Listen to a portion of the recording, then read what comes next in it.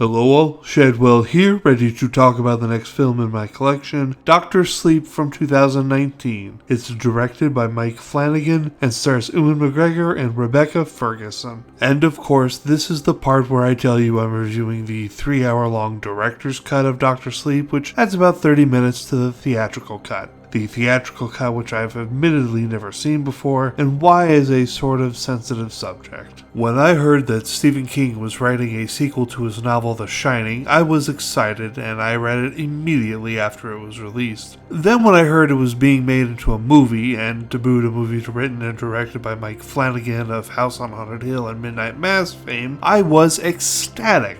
And I awaited the release on November 8th of 2019 with very little patience, but all that got blown to shit when my father very suddenly and unexpectedly passed away on November 7th. After something like that, any movie, regardless of how excited you were for it, rarely holds the same prominence. I didn't get around to seeing this movie until months later when it was released on DVD. So that's why I never saw the theatrical cut of this film, because I never saw it in theaters. Writer-director Mike Flanagan had an interesting tightrope to walk with this film. Make a film that would be familiar to the fans of Kubrick's film The Shining, while also making a movie that would satiate the fans of the original novel, and of course the author himself, Stephen King. If you didn't know, Kubrick took many liberties with King's novel and completely changed the ending into something else, and Stephen King has always disliked the film for this reason.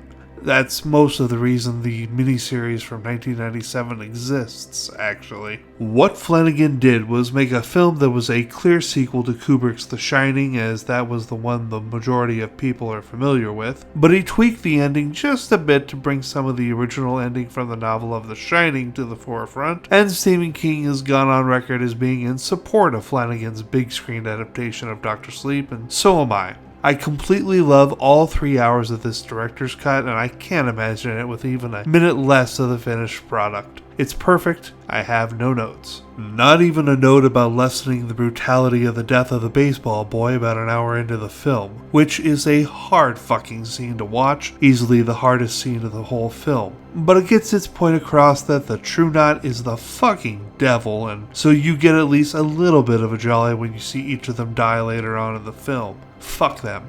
Dr. Sleep is of course getting an A+ out of me for being solid as a rock. Tomorrow we're back in Marvel territory with the film Doctor Strange. See y'all then.